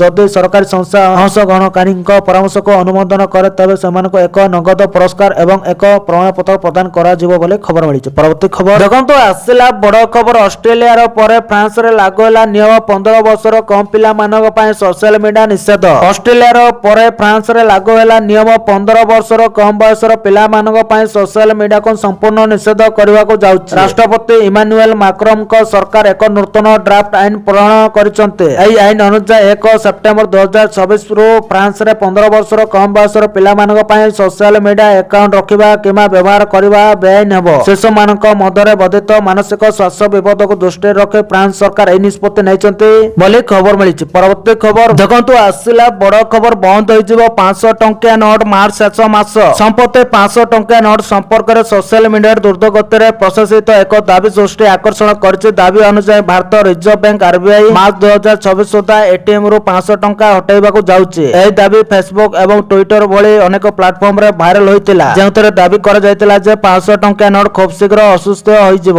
ତଥାପି PIB ଫ୍ୟାକ୍ଟ ଚେକ୍ ଏହି ଦାବିକୁ ସ୍ପଷ୍ଟ ଭାବରେ ଖଣ୍ଡନ କରିଛି। ସରକାରଙ୍କ ସରକାରୀ ଫ୍ୟାକ୍ଟ ଚେକିଂ ଶାଖା କହିଛି ଯେ ଏପରି ଖବର ଭ୍ରାମକ ଏବଂ ବାସ୍ତବତା ଉପରେ ଆଧାରିତ ନୁହେଁ। ଏହାର ଅର୍ଥ ହେଉଛି ଯେ ମାର୍ଚ୍ଚ 2024 ସୁଦ୍ଧା RBI 500 ଟଙ୍କାରେ ନୋଟ ବିମୁଦ୍ରୀକରଣ ପାଇଁ କୌଣସି ଯୋଜନା ଘୋଷଣା କରିନାହିଁ ବୋଲି ଖବର ମିଳିଛି। ପରବର୍ତ୍ତୀ ଖବର ଦେଖନ୍ତୁ ଆସିଲା ବଡ ଖବର, ନୂଆ ବର୍ଷରେ ଖୁସି ଖବର, CNG ଓ ପାଇପ୍ ଗ୍ୟାସ ଦର କମାଇଲା ଆଦାନୀ ଟୋଟାଲ ଗ୍ୟାସ। ନୂଆ ବର୍ଷରେ ଖୁସି ଖବର ଦେଲା ଆଦାନୀ ଗ୍ରୁପ ଏବଂ ଫରାସୀ ଶକ୍ତି କମ୍ପାନୀ ଟୋଟାଲ ଏଜେନ୍ସିର ମିଳିତ ଉଦ୍ୟମ ଆଦାନୀ ଟୋଟାଲ ଗ୍ୟାସ ଲିମିଟେଡ ଅନେକ ବଜାରରେ ରୋଷେଇ ପାଇଁ CNG ଏବଂ ପାଇପ୍ ଯୁକ୍ତ ପ୍ରାକୃତିକ ଗ୍ୟାସ ମୂଲ୍ୟ ହ୍ରାସ କରିଛି। ଏହା ଗ୍ରାହକ ଏବଂ ଗାଡି ଚାଳକଙ୍କୁ ସିଧାସଳଖ ଆଶ୍ୱସ୍ତି ଦେଇଛି। କମ୍ପାନୀ କହିଛି ଯେ CNG ଏବଂ ଘରୋଇ ପାଇପ୍ ଯୁକ୍ତ ପ୍ରାକୃତିକ ଗ୍ୟାସ PNG ମୂଲ୍ୟ ସର୍ବାଧିକ 4 ଟଙ୍କା ହ୍ରାସ ପାଇଛି ବୋଲି ଖବର ମିଳିଛି। ପରବର୍ତ୍ତୀ ଖବର ଦେଖନ୍ତୁ ଆସିଲା ବଡ ଖବର, ଆସନ୍ତା 9 ପର୍ଯ୍ୟନ୍ତ ଘନ କୋହଡି ହେବା ନେଇ 5 ରାଜ୍ୟକୁ ରେଡ୍ ୱାର୍ଣ୍ଣିଂ ଜାରି। ଭାରତ ପାଣିପାଗ ବିଭାଗ ଘନ କୋହଡି ହେବା ନେଇ ଦିଲ୍ଲୀ, ହରିୟାଣା, ପଞ୍ଜାବ, ଚଣ୍ଡିଗଡ଼ ଏବଂ ଉତ୍ତରପ୍ରଦେଶକୁ ଆସନ୍ତା 9 ତାରିଖ ପର୍ଯ୍ୟନ୍ତ ରେଡ୍ ୱାର୍ଣ୍ଣିଂ ଜାରି କରିଛି। ବିଭାଗ ପକ୍ଷରୁ ହିମାଚଳ ପ୍ରଦେଶ ଏବଂ ଉତ୍ତରାଖଣ୍ଡରେ କୋହଳା ପବନ ବହିବା ନେଇ ମଧ୍ୟ ଅନୁମାନ କରାଯାଇଛି। ବିହାର ଏବଂ ଏହାର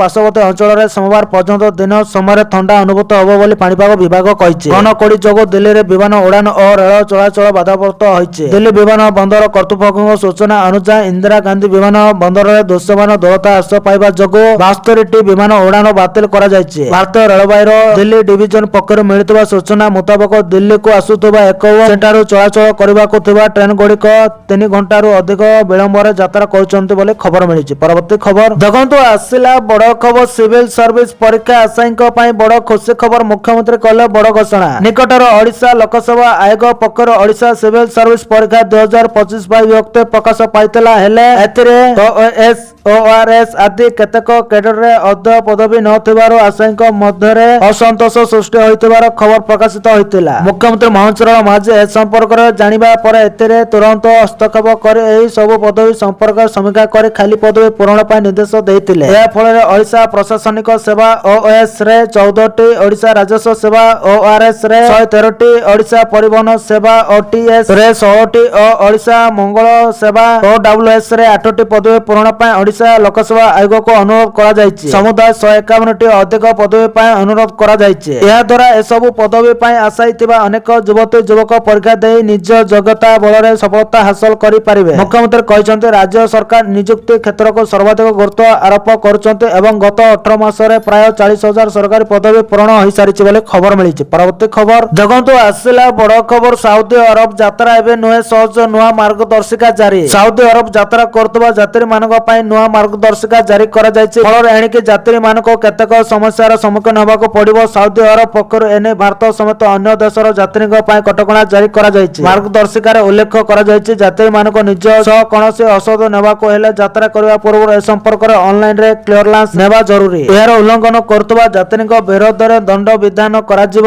ସାଉଦି ଆରବରେ ବିମାନ ଅବତରଣ କରିବା ମାତ୍ରେ ଦେଶର ଆଇନ ଅନୁସାରେ ସମସ୍ତ ଯାତ୍ରୀଙ୍କ ବିରୋଧରେ କଠୋର ଦଣ୍ଡ ବିଧାନ କରାଯିବ ବୋଲି ଖବର ମିଳିଛି। ପରବର୍ତ୍ତୀ ଖବର ଦେଖନ୍ତୁ, ଆସିଲା ବଡ଼ ଖବର। ଶତ୍ରୁ ଦେଶକୁ ଚୁପ୍ କରିଦେବ ଭାରତ। ରାତାରାତି ପ୍ରତିରକ୍ଷା ବଳର ଶକ୍ତି ବଢାଉଛି ଭାରତ। ଏବେ ଭୟରେ ଥରିବ ପାକିସ୍ତାନ। ପ୍ରତିରକ୍ଷା ବଳକୁ ବଢାଇବା ପାଇଁ ବସିଲା ବଡ଼ ବୈଠକ। ଏବେ ଭାରତୀୟ ଯବାନ ଆହୁରି ଶକ୍ତିଶାଳୀ ହୋଇଯିବେ, ଯାହା ନିଶ୍ଚିତ ଭାବେ ପାକିସ୍ତାନର ଚିନ୍ତା ବଢାଇବ। ଆଜି ପ୍ରତିରକ୍ଷା ମନ୍ତ୍ରୀ ରାଜନାଥ ସିଂଙ୍କ ଅଧ୍ୟକ୍ଷତାରେ ପ୍ରତିରକ୍ଷା ଅଧିଗ୍ରହଣ ପରିଷଦ ଡିଏସି 3 ସଶସ୍ତ୍ର ବାହିନୀ ପାଇଁ 79,000 କୋଟି ଟଙ୍କାର ପ୍ରତିରକ୍ଷା ଚୁକ୍ତିକୁ ଅନୁମୋଦନ କରିଛି। ଏହି ବୈଠକରେ ପ୍ରତିରକ୍ଷା ମନ୍ତ୍ରଣାଳୟର ବରିଷ୍ଠ ଅଧିକାରୀ ଏବଂ 3 ସଶସ୍ତ୍ର ବାହିନୀର ମୁଖ୍ୟମାନେ ଯୋଗ ଦେଇଥିଲେ। ଏଥିରେ ପୁରୁଣା ଅସ୍ତ୍ରଶସ୍ତ୍ରକୁ ସଜଡ଼ା ଯିବା ସହ ନୂତନ ଆଧୁନିକ ଅସ୍ତ୍ରଶସ୍ତ୍ର ଏବଂ ସ୍ୱଦେଶୀ ଭାବରେ ସେଗୁଡ଼ିକୁ ବିକଶିତ କରିବା ଦିଗରେ କାମ କରାଯିବ। ଭାରତୀୟ ସେନା, ବାୟୁସେନା ଏବଂ ନୌସେନାର ଯୁଦ୍ଧ କ୍ଷମତାକୁ ସୁଦୃଢ଼ କରିବା ପାଇଁ ସରକାର ଏହି ନିଷ୍ପତ୍ତି ନେଇଛନ୍ତି ବୋଲି ଖବର ମିଳିଛି। ପରବର୍ତ୍ତୀ ଖବର ଦେଖନ୍ତୁ, ଆସିଲା ବଡ଼ ଖବର। ବଢିଲା ଗ୍ୟାସ ଦର। 2024 ଆରମ୍ଭ ସହିତ ଲୋକମାନଙ୍କ ଉପରେ ହୋଇଛି ମହଙ୍ଗା ମାଡ଼। 1 ଜାନୁଆରୀ 2024 ଠାରୁ ସରକାର ଏଲପିଜି ସିଲିଣ୍ଡରର ମୂଲ୍ୟ ବୃଦ୍ଧି କରିଛନ୍ତି। ତଥାପି ଆଶ୍ୱସ୍ତିର କଥା ହେଉଛି ଯେ ଏହି ବୃଦ୍ଧି କେବଳ ବାଣିଜ୍ୟିକ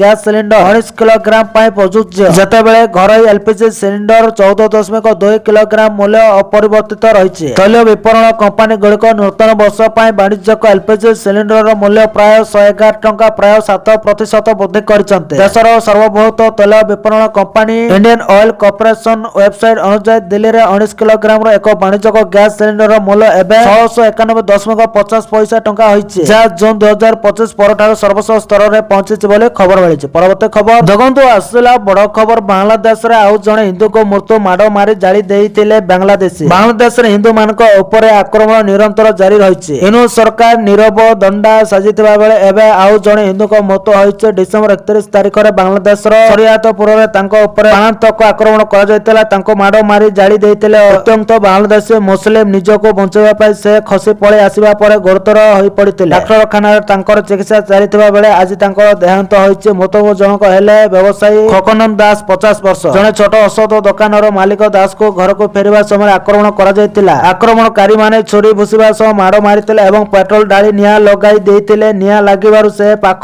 ପୋଖରୀକୁ ଡେଇଁ ପଡ଼ିଥିଲେ। ଭାବିଥିଲେ ତାଙ୍କ ଜୀବନ ବଞ୍ଚିଯିବ, ହେଲେ ଚିକିତ୍ସା ସମୟରେ ତାଙ୍କର ମୃତ୍ୟୁ ଘଟିଛି ବୋଲି ଖବର ମିଳିଛି। ପରବର୍ତ୍ତୀ ଖବର ଦେଖନ୍ତୁ, ଆସିଲା ବଡ଼ ଖବର। ନୂଆ ବର୍ଷରେ ଭାରତକୁ ପାକିସ୍ତାନରୁ ଚିଠି। ବାଲୁଚ ନେତା ମିର ୟାର ବାଲୁଚ ଭାରତୀୟ ବୈଦେଶିକ ମନ୍ତ୍ରୀ ଏସ୍ ଜୟଶଙ୍କରଙ୍କୁ ଏକ ଖୋଲା ଚିଠି ଲେଖିଛନ୍ତି, ଯେଉଁଥିରେ ସେ ଭାରତ ସରକାର ଏବଂ ଲୋକମାନଙ୍କୁ 2024 ନବବର୍ଷର ଶୁଭେଚ୍ଛା ଜଣାଇଛନ୍ତି। ଏହି ଚିଠିରେ ସେ ଭାରତ ସହିତ ଐତିହାସିକ ସମ୍ପର୍କ, ଆତଙ୍କବାଦ ବିରୋଧରେ କାର୍ଯ୍ୟାନୁଷ୍ଠାନ, ପାକିସ୍ତାନ ବିରୁଦ୍ଧରେ ବେଲୁଚିସ୍ତାନର ସଂଘର୍ଷ ଏବଂ ଚୀନ ପାକିସ୍ତାନ ମେଣ୍ଟ ସମ୍ପର୍କରେ ଗମ୍ଭୀର ଚେତାବନୀ ଦେଇଛନ୍ତି। ତାଙ୍କ ଚିଠିରେ ମିର ୟାର ବାଲୁଚ କହିଛନ୍ତି ଯେ ବେଲୁଚିସ୍ତାନ ଗଣରାଜ୍ୟର 6 କୋଟି ଦେଶପ୍ରେମୀ ନାଗରିକଙ୍କ ପକ୍ଷରୁ ସେ ଭାରତର 140 କୋଟି ଜନତା, ସଂସଦର ଉଭୟ ଗୃହ, ଗଣମାଧ୍ୟମ, ନାଗରିକ ସମାଜ ଏବଂ ସମସ୍ତ ସମ୍ମାନଜନକ ନାଗରିକଙ୍କ ନୂତନ ବର୍ଷ 2024 ପାଇଁ ତାଙ୍କର ହାର୍ଦ୍ଦିକ ଶୁଭେଚ୍ଛା ଜଣାଇଛନ୍ତି। ପତ୍ରରେ ଭାରତ ଏବଂ ବେଲୁଚିସ୍ତାନ ମଧ୍ୟରେ ଶତାବ୍ଦୀ ପୁରୁଣା ଐତିହାସିକ, ସଂସ୍କୃତି, ବାଣିଜ୍ୟ, କୂଟନୈତିକ ଏବଂ ପ୍ରତିରକ୍ଷା ସମ୍ପର୍କ ଉଲ୍ଲେଖ କରାଯାଇଛି। ମିର ୟାର ବାଲୁଚ ହିଙ୍ଗଲାଜ ମାତା ମନ୍ଦିର, ନାନୀ ମନ୍ଦିରକୁ ଦୁଇ ଦେଶର ସହଭାଗୀ ଆତ୍ମିକ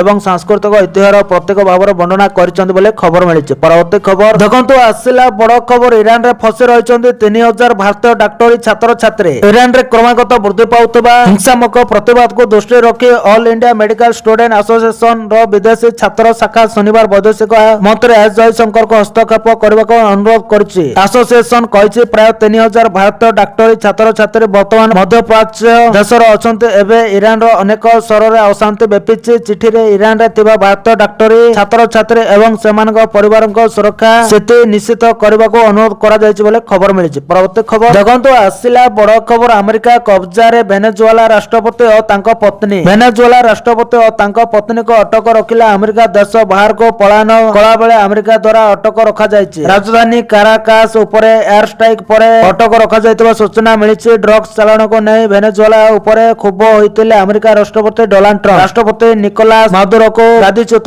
କରିବାକୁ ଚାହୁଁଥିଲେ ଟ୍ରମ୍ପ। ହଁ ଆଜ୍ଞା, ଆମେରିକା ସହିତ ଚାଲିଥିବା ଉତ୍ତେଜନା ମଧ୍ୟରେ ଶନିବାର ସକାଳେ ଜାନୁଆରୀ 3, 2026 ଭେନେଜୁଏଲାର ରାଜଧାନୀ କାରାକାସରେ ଅନେକ ବଡ଼ ବଡ଼ ବିସ୍ଫୋରଣ ଘଟିଥିଲା। ଭେନେଜୁଏଲାର ସରକାର ଆକ୍ରମଣକୁ ନିନ୍ଦା କରି ଆମେରିକା ଉପରେ ନାଗରିକ ଏବଂ ସାମରିକ ପ୍ରତିଷ୍ଠାନ ଉପରେ ଆକ୍ରମଣ କରୁଥିବା ଅଭିଯୋଗ କରିଥିଲେ। ଏହି ସମୟରେ ଆମେରିକାର ରାଷ୍ଟ୍ରପତି ଡୋନାଲ୍ଡ ଟ୍ରମ୍ପ ଦାବି କରିଛନ୍ତି ଯେ ଭେନେଜୁଏଲାର ରାଷ୍ଟ୍ରପତି ନିକୋଲାସ ମାଦୁରୋ ଏବଂ ତାଙ୍କ ପତ୍ନୀ ଏବେ ଆମେରିକାର ହେଫାଜତରେ ଅଛନ୍ତି ବୋଲି ଖବର ମିଳିଛି। ପରବର୍ତ୍ତୀ ଖବର ଦେଖନ୍ତୁ, ଆସିଲା ବଡ଼ ଖବର। ଆମ ପଡ଼ୋଶୀ ଖରାପ ପାକିସ୍ତାନକୁ ଖୋଲା ଲଜ୍ଜିତ କଲେ ଜୟଶଙ୍କର। ବୈଦେଶିକ ମନ୍ତ୍ରୀ ଏସ୍ ଜୟଶଙ୍କର ପାକିସ୍ତାନକୁ ଆତଙ୍କବାଦ ପ୍ରସଙ୍ଗରେ ଚେତାବନୀ ଦେଇ ଏହାକୁ ଖରାପ ପଡ଼ୋଶୀ ବୋଲି କହିଛନ୍ତି। ଆଇଆଇଟି ମାଡ୍ରାସର ଛାତ୍ରଛାତ୍ରୀମାନଙ୍କୁ ସମ୍ବୋଧିତ କରି ସେ କହିଛନ୍ତି ଯେ ଯଦି କୌଣସି ପଡ଼ୋଶୀ ଦେଶ ଜାଣିଶୁଣି ଏବଂ ନିରନ୍ତର ଭାବରେ ଆତଙ୍କବାଦକୁ ପ୍ରୋତ୍ସାହିତ କରେ ତେବେ ଭାରତର ନିଜ ଲୋକଙ୍କୁ ସୁରକ୍ଷା ଦେବାକୁ ସମ୍ପୂର୍ଣ୍ଣ ଅଧିକାର ଅଛି ଏବଂ ସେ ଏହି ଅଧିକାରକୁ ବ୍ୟବହାର କରିବ। ମାଡ୍ରାସର ଇଣ୍ଡିଆନ ଇନଷ୍ଟିଚ୍ୟୁଟ୍ ଅଫ୍ ଟେକ୍ନୋଲୋଜିର ଛାତ୍ରଛାତ୍ରୀମାନଙ୍କୁ ସମ୍ବୋଧିତ କରି ମନ୍ତ୍ରୀ କହିଥିଲେ ଯେ ଆମେ କଣ କରିବା ଉଚିତ କିମ୍ବା କଣ ନ କରିବା ଉଚିତ ତାହା କେହି କହିପାରିବେ ନାହିଁ। ବୈଦେଶିକ ମନ୍ତ୍ରୀ ଏସ୍ ଜୟଶଙ୍କରଙ୍କ ବକ୍ତବ୍ୟ ଗତ ବର୍ଷ ଏପ୍ରିଲରେ ପହଲଗାମ ଆତଙ୍କବାଦୀ ଆକ୍ରମଣର ଜବାବରେ କରାଯାଇଥିଲା ବୋଲି ଖବର ମିଳିଛି। ପରବର୍ତ୍ତୀ ଖବର ଦେଖନ୍ତୁ, ଆସିଲା ବଡ଼ ଖବର। ଯେଉଁ ବାଂଲାଦେଶ ହିନ୍ଦୁମାନଙ୍କ ପାଇଁ ଗୌରବ ଥିଲା ସେଠି ଆଉ ପାଳନ ହେବନି ହିନ୍ଦୁ ପର୍ବପର୍ବାଣୀ। ୟୁନିଟ୍ ସରକାରଙ୍କ ଅଧୀନରେ ବାଂଲାଦେଶର ହିନ୍ଦୁମାନେ ନିରନ୍ତର ଆକ୍ରମଣର ସମ୍ମୁଖୀନ ହେଉଛନ୍ତି। ସେମାନଙ୍କ ଉପରେ ହେଉଥିବା ଅତ୍ୟାଚାର କମିବାର ନାଁ ବି ଧରୁନି। ଏବେ ୟୁନିଟ୍ ସରକାର ହିନ୍ଦୁ ଅଧିକାରକୁ ମଧ୍ୟ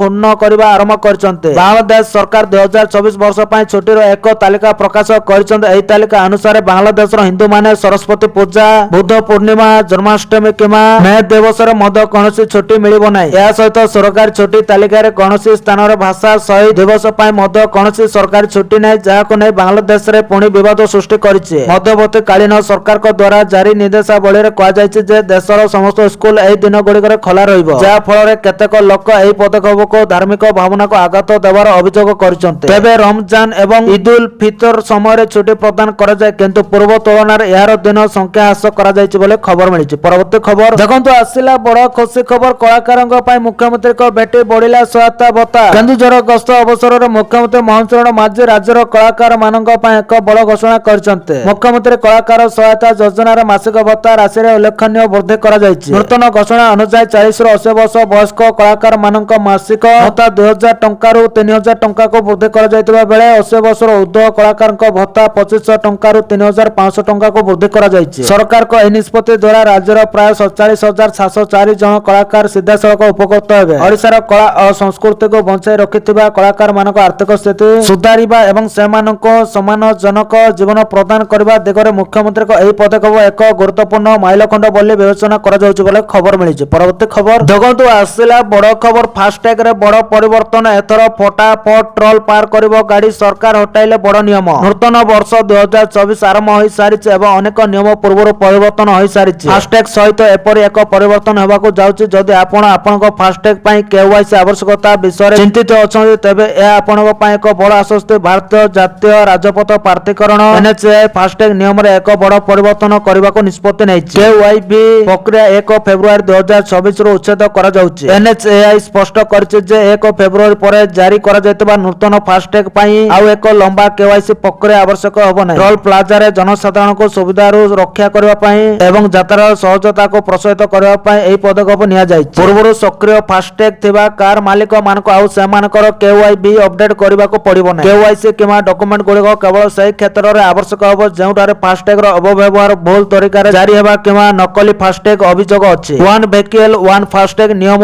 କଡ଼ାକଡ଼ି ଭାବରେ ଲାଗୁ କରାଯିବ, ଯାହାଦ୍ୱାରା ଏକାଧିକ ଯାନ ପାଇଁ ସମାନ ଟ୍ୟାଗ ବ୍ୟବହାରକୁ ରୋକାଯିବ ବୋଲି ଖବର ମିଳିଛି। ପରବର୍ତ୍ତୀ ଖବର ଦେଖନ୍ତୁ, ଆସିଲା ବଡ଼ ଖବର। ଫେବୃଆରୀ 1ରୁ ମହଙ୍ଗା ହୋଇଯିବ ସିଗାରେଟ। ନୂତନ ବର୍ଷ ଆରମ୍ଭ ହେବା ସହିତ ତମ୍ବାକୁ ଧୂମପାନକାରୀଙ୍କ ପାଇଁ ଏକ ଖବର ଆସିଛି, ଯାହାର ସିଧାସଳଖ ପ୍ରଭାବ ସେମାନଙ୍କ ପକେଟ ଉପରେ ପଡ଼ିବ। ପ୍ରତିଦିନର ଅଭ୍ୟାସ ଭାବରେ ପରିଚିତ ସିଗାରେଟ ଆଉ ପୂର୍ବପରି ଶସ୍ତା ହେବ ନାହିଁ। ଫେବୃଆରୀ 1, 2026ରେ ନୂତନ ଟିକସ ନିୟମ ଲାଗୁ ହେବାକୁ ଯାଉଥିବାରୁ ପ୍ରତ୍ୟେକ ପପର ମୂଲ୍ୟ ବୃଦ୍ଧି ପାଇବ। ପ୍ରଶ୍ନ କେବଳ ସିଗାରେଟ କେତେ ମହଙ୍ଗା ହେବ ତାହା ନୁହେଁ, ବରଂ 20 ଟଙ୍କାର ସିଗାରେଟ କେତେ ହେବ ତାହା ମଧ୍ୟ ପ୍ରଶ୍ନ ସୃଷ୍ଟି କରିଛି। କେନ୍ଦ୍ର ସରକାର ସିଗାରେଟ, ଗୁଟଖା ଏବଂ ଅନ୍ୟାନ୍ୟ ତମ୍ବାକୁ ଉତ୍ପାଦ ଉପରେ ଉତ୍ପାଦ ଶୁଳ୍କ ବୃଦ୍ଧି କରିବା ପାଇଁ ଏକ ବିଜ୍ଞପ୍ତି ଜାରି କରିଛନ୍ତି। ଏହି ନୂତନ ଟିକସ ବ୍ୟବସ୍ଥା 1 ଫେବୃଆରୀ 2026ରୁ ସାରା ଦେଶରେ କାର୍ଯ୍ୟକାରୀ ହେବ। ସରକାର ଯୁକ୍ତି ଦେଉଛନ୍ତି ଯେ ତମ୍ବାକୁ ସମ୍ବନ୍ଧୀୟ ରୋଗର ଚିକିତ୍ସା ପାଇଁ ସ୍ୱଚ୍ଛ ବଜେଟ୍ ଉପରେ ଚାପ ନିରନ୍ତର ବୃଦ୍ଧି ପାଉଛି। ଯେତେବେଳେ ଟିକସ ଫାଙ୍କି ରୋକିବା ପାଇଁ ଟିକସ ଢାଞ୍ଚାରେ ପରିବର୍ତ୍ତନ ମଧ୍ୟ ମଞ୍ଜୁରୀ ହୋଇପଡ଼ିଛି। ନୂତନ ନିୟମ ଅନୁଯାୟୀ ସିଗାରେଟ୍ ଉପରେ ଅତିରିକ୍ତ ଉତ୍ପାଦ ଶୁଳ୍କ ଲାଗୁ ହେବ। ଏହି ଶୁଳ୍କ ପୂର୍ବରୁ କାର୍ଯ୍ୟକାରୀ ହେଉଥିବା 40% ଜିଏସଟି ସହିତ ଅତିରିକ୍ତ ହେବ। ଅର୍ଥ ମନ୍ତ୍ରଣାଳୟ କେନ୍ଦ୍ର ଉତ୍ପାଦ ଶୁଳ୍କ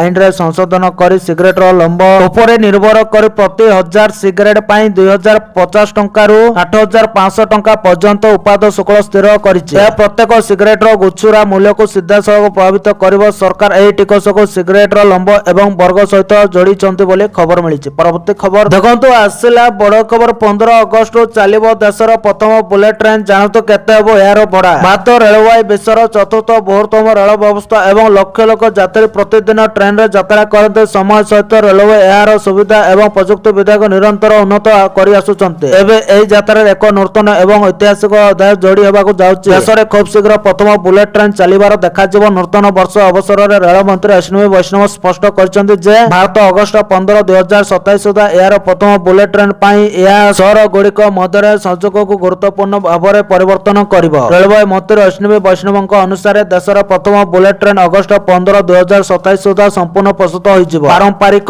ଭାବରେ ଏହି ଟ୍ରେନ୍ ଗୁଜରାଟର ସୁରଟ ଏବଂ ବାପି ମଧ୍ୟରେ ଚାଲିବ। ପ୍ରଥମ ପର୍ଯ୍ୟାୟରେ ସୁରଟ ଏବଂ ବିଲିମେରା ମଧ୍ୟରେ ସେବା ଆରମ୍ଭ ହେବ। ଏହା ପରେ ବାପିରୁ ସୁରଟ ସେକ୍ସନ ଖୋଲିବ। ବୁଲେଟ୍ ଟ୍ରେନ୍ ପରେ ବାପିରୁ ଅହମଦାବାଦ ପର୍ଯ୍ୟନ୍ତ ଚାଲିବ। ପରେ ଥାଣେ ଅହମଦାବାଦ ସେକ୍ସନ ଯୋଡ଼ାଯିବ ଏବଂ ଶେଷରେ ମୁମ୍ବାଇରୁ ଅହମଦାବାଦ ପର୍ଯ୍ୟନ୍ତ ସମ୍ପୂର୍ଣ୍ଣ ହାଇସ୍ପିଡ୍ କରିଡର କାର୍ଯ୍ୟକ୍ରମ ହେବ। ଅନେକ ଲୋକ ଏବେ ଭାବୁଛନ୍ତି ଯେ ବୁଲେଟ୍ ଟ୍ରେନ୍ ଭଡ଼ା କେତେ ହେବ। ଏହା ପର୍ଯ୍ୟନ୍ତ ଆନୁଷ୍ଠାନିକ ଭାବରେ ଚୂଡ଼ାନ୍ତ ହୋଇନାହିଁ, କିନ୍ତୁ ପାରମ୍ପରିକ ଆକଳନ ପ୍ରକାଶ ପାଇଛି। ଏହା ବିଶ୍ୱାସ କରାଯାଉଛି ଯେ ମୁମ୍ବାଇରୁ ଅହମଦାବାଦ ପର୍ଯ୍ୟନ୍ତ ସମ୍ପୂର୍ଣ୍ଣ ଯାତ୍ରା ପାଇଁ ଭଡ଼ା 3000 ରୁ 5000 ପର୍ଯ୍ୟନ୍ତ ହୋଇପାରେ। ଏହା ବିମାନ ଯାତ୍ରା ଅପେକ୍ଷା ଶସ୍ତା ହେବାର ସମ୍ଭାବନା ଅଛି ବୋଲି ଖବର ମିଳିଛି। ପରବର୍ତ୍ତୀ ଖବର ଦେଖନ୍ତୁ, ଆସିଲା ବଡ଼ ଖୁସି ଖବର। ଖୁବ୍ ଶୀଘ୍ର ରାଜ୍ୟରେ ଲାଗୁ ହେବ ଅଷ୍ଟମ ବେତନ କମିଶନ। ବଡ଼ ହିଣ୍ଟ ଦେଲେ ରାଜ୍ୟ ସରକାର। ଅଷ୍ଟମ ବେତନ କମିଶନ ଆଶାୟୀଙ୍କ ପାଇଁ ବଡ଼ ଖୁସି ଖବର। ଖୁବ୍ ଶୀଘ୍ର ରାଜ୍ୟରେ ଲାଗୁ ହେବ ଅଷ୍ଟମ ବେତନ କମିଶନ। ରାଜ୍ୟ ସରକାର ନେଲେ ବଡ଼ ନିଷ୍ପତ୍ତି। ନୂତନ ବର୍ଷ ଅବସରରେ ଆସାମରେ ସରକାରୀ କର୍ମଚାରୀ ଏବଂ ପେନ୍ସନଭୋଗୀଙ୍କ ପାଇଁ ନୂଆବର୍ଷ ଭେଟି ଦେଇଛନ୍ତି। ମୁଖ୍ୟମନ୍ତ୍ରୀ ହିମନ୍ତ ବିଶ୍ବ ଶର୍ମା ଏକ ବଡ଼ ଘୋଷଣା କରିଛନ୍ତି। ଆସାମ ଦେଶର ପ୍ରଥମ ରାଜ୍ୟ ଭାବରେ ଅଷ୍ଟମ ରାଜ୍ୟ ବେତନ କମିଶନ ଗଠନ କରିବାକୁ ନିଷ୍ପତ୍ତି ନେଇଛି। କେନ୍ଦ୍ର ସରକାରଙ୍କ ଅଷ୍ଟମ ବେତନ କମିଶନ ସମ୍ପର୍କରେ ସାରା ଦେଶରେ ଆଲୋଚନା ଚାଲିଥିବା ବେଳେ ଆସାମ ସରକାର ଏଥିପାଇଁ ଏକ ରାଜ୍ୟସ୍ତରୀୟ ପ୍ୟାନେଲ ଗଠନ ଘୋଷଣା କରି ନେତୃତ୍ୱ ନେଇଛନ୍ତି। ମୁଖ୍ୟମନ୍ତ୍ରୀ ଶର୍ମା କହିଛନ୍ତି ଯେ ଏହି ପଦକ୍ଷେପ କର୍ମଚାରୀଙ୍କ କଲ୍ୟାଣ ପାଇଁ ଏକ ଐତିହାସିକ ନିଷ୍ପତ୍ତି। ଅଷ୍ଟମ ବେତନ କମିଶନ ଗଠନ ହେବା ପରେ ଲକ୍ଷ ଲକ୍ଷ ରାଜ୍ୟ ସରକାରୀ କର୍ମଚାରୀଙ୍କ ଦରମା ଏବଂ ଅବସରପ୍ରାପ୍ତ କର୍ମଚାରୀଙ୍କ ପେନ୍ସନରେ ଏକ ଉଲ୍ଲେଖନୀୟ ବୃଦ୍ଧି ଘଟିବ ବୋଲି ଆଶା କରାଯାଉଛି। ସାଧାରଣତଃ ପ୍ରତି 10 ବର୍ଷରେ ଥରେ ଗୋଟିଏ ଦରମା କମିଶନ ଗଠନ କରାଯାଏ ଏବଂ ସେବେଠାରୁ କର୍ମଚାରୀମାନେ 2024ରୁ ନୂତନ ବେତନ ଆଶା କରିଆସୁଛନ୍ତି। କେନ୍ଦ୍ର ସରକାର ଜଷ୍ଟିସ୍ ଅବସରପ୍ରାପ୍ତ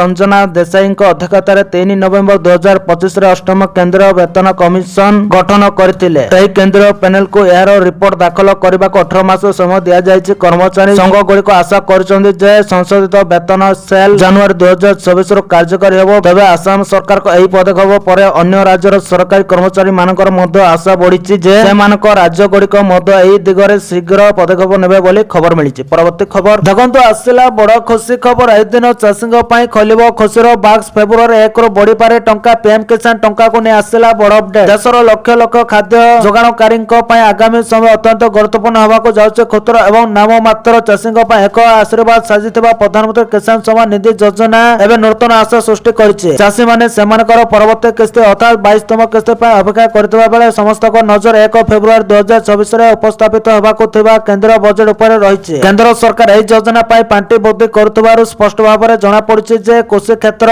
ଏହାର ପ୍ରାଥମିକତା ତାଲିକାର ଶୀର୍ଷରେ ଅଛି। ଯଦି ଆମେ ଚଳିତ ଆର୍ଥିକ ବର୍ଷ 2024-25 ପାଇଁ ସଂଖ୍ୟା ଦେଖିବା, ତେବେ ସରକାର ପରମ୍ପରାରେ 60,000 କୋଟି ଟଙ୍କା ଆବଣ୍ଟନ କରିଥିଲେ। ହେଲେ ଚାଷୀଙ୍କ ଆବଶ୍ୟକତା ଏବଂ ଯୋଜନାର ପରିସରକୁ ବିଚାର କରି ଏହି ପରିମାଣକୁ 63,500 କୋଟି ଟଙ୍କାକୁ ବୃଦ୍ଧି କରାଯାଇଥିଲା। ଏହି ବୃଦ୍ଧି ସାମାନ୍ୟ ନୁହେଁ। ଏହା ସୂଚାଇ ଦିଏ ଯେ ହିତାଧିକାରୀଙ୍କ ସଂଖ୍ୟା ବୃଦ୍ଧି ପାଉଛି ଏବଂ ସରକାର ନିଶ୍ଚିତ କରିବାକୁ ଚାହୁଁଛନ୍ତି ଯେ କୌଣସି ଯୋଗ୍ୟ ଚାଷୀଙ୍କ ପାଇଁ ପାଣ୍ଠି ଅବ୍ୟବହୃତ ନ ରହେ। ଗତ 2 ବର୍ଷ ମଧ୍ୟରେ ବଜେଟରେ 2,000 କୋଟି ଟଙ୍କାରୁ ଅଧିକ ବୃଦ୍ଧି ସରକାରଙ୍କ ଉଦ୍ଦେଶ୍ୟକୁ ସ୍ପଷ୍ଟ ଭାବରେ ଦର୍ଶାଉଛି। ପ୍ରତ୍ୟେକ ଚାଷୀଙ୍କ ମୁହଁରେ ସବୁଠାରୁ ବଡ଼ ପ୍ରଶ୍ନ ଏବଂ ଆଲୋଚନାର ବିଷୟ ହେଉଛି ବାର୍ଷିକ 6,000 ଟଙ୍କାର ସହାୟତା ବୃଦ୍ଧି କରାଯିବ କି? କ୍ରମାଗତ ବୃଦ୍ଧି ପାଉଥିବା ମୁଦ୍ରାସ୍ଫୀତି ଏବଂ କୃଷି ଖର୍ଚ୍ଚକୁ ଦୃଷ୍ଟିରେ ରଖି ସମାନ ନିଧି ରାଶି ବୃଦ୍ଧି ପାଇଁ ବହୁ ଦିନରୁ ଦାବି ହୋଇ ଆସୁଛି। ବର୍ତ୍ତମାନ ଏହି ରାଶି ସିଧାସଳଖ 3ଟି କିସ୍ତିରେ ବ୍ୟାଙ୍କ ଆକାଉଣ୍ଟକୁ ସ୍ଥାନାନ୍ତର ହେଉଛି, ଯାହା ସାରା ଏବଂ ବିହନ କିଣିବାରେ ତୁରନ୍ତ ଆଶ୍ୱସ୍ତି ପ୍ରଦାନ କରେ ବୋଲି ଖବର ମିଳିଛି। ପରବର୍ତ୍ତୀ ଖବର ଦେଖନ୍ତୁ, ଆସିଲା ବଡ଼ ଖବର ବଢୁଛି। ଇସ୍ରାଏଲ ଗାଜା ଯୁଦ୍ଧ ଥମିବାର ନାଁ ଧରୁନି। ଦୁଇ ଦେଶ ମଧ୍ୟରେ ଲଢ଼େଇ। ଅନେକ ଦିନରୁ ଗାଜା ଓ ଇସ୍ରାଏଲ ଦେଶ ମଧ୍ୟରେ ଲଢ଼େଇ ଚାଲିଛି। ରହିଛି ଆଉ ଏହାରି ଭିତରେ ଗାଜା ଅନେକ ମାତ୍ରାରେ କ୍ଷତି ସହିଛି। ଗାଜାରେ ଥିବା ଅନେକ ବଡ଼ ବଡ଼ କୋଠା ଧ୍ୱଂସ ହୋଇଯାଇଛି। ଏପରିକି ଗାଜାରେ ରହୁଥିବା ଅନେକ ଲୋକ ଦେଶ ଛାଡ଼ି ପଳାୟନ କରିବା ପାଇଁ ବାଧ୍ୟ ହେଉଛନ୍ତି। ହଜାର ହଜାର ପାଲେଷ୍ଟାଇନି ବାସିନ୍ଦା ଦେଶ ଛାଡ଼ି ଅନ୍ୟତ୍ର ପଳାଉଛନ୍ତି। ଅନ୍ୟପଟେ ଗାଜାରେ ମଧ୍ୟ ଖାଦ୍ୟ ସଙ୍କଟ ବଢୁଥିବାର ଦେଖାଯାଉଛି। ଗାଜାରେ ଥିବା ହମାସ ଆତଙ୍କୀ ଇସ୍ରାଏଲ ବାସିନ୍ଦାଙ୍କ ଉପରେ ଆକ୍ରମଣ କରିବାରୁ ଏହି ଯୁଦ୍ଧ ଆରମ୍ଭ ହୋଇଥିଲା। ଏପରିକି ହମାସ ଆତଙ୍କୀ ଅନେକ ଲୋକଙ୍କୁ ବନ୍ଦୀ କରିନେଇଥିଲା। ସମସ୍ତ ଲୋକଙ୍କୁ ମୁକୁଳାଇବା ପାଇଁ ଇସ୍ରାଏଲ ସେନା ଗାଜା ଉପରେ ଆକ୍ରମଣ କରିଥିଲା। ଏହାପରେ ଦୁଇ ଦେଶ ଭିତରେ ଭୀଷଣ ଲଢ଼େଇ ହୋଇଥିଲା। ସେହି ଦିନରୁ ଇସ୍ରାଏଲ ଓ ଗାଜା ଦେଶ ମଧ୍ୟରେ ଅନେକ ଥର ଶାନ୍ତି ଚୁକ୍ତି କରିବା ପାଇଁ ଆମେରିକା ରାଷ୍ଟ୍ରପତି ଡୋନାଲ୍ଡ ଟ୍ରମ୍ପ ମଧ୍ୟ ପ୍ରୟାସ କରି ଆସୁଛନ୍ତି। ମାତ୍ର ଏଥିରେ କୌଣସି ପ୍ରକାର ଲାଭ ମିଳିନଥିଲା। ଏପରିକି ଦୁଇ ଦେଶ ମଧ୍ୟରେ ଥରେ ଶାନ୍ତି ଚୁକ୍ତି କାର୍ଯ୍ୟକାରୀ ହୋଇଥିଲା। ଇସ୍ରାଏଲ କିଛି ଗାଜାର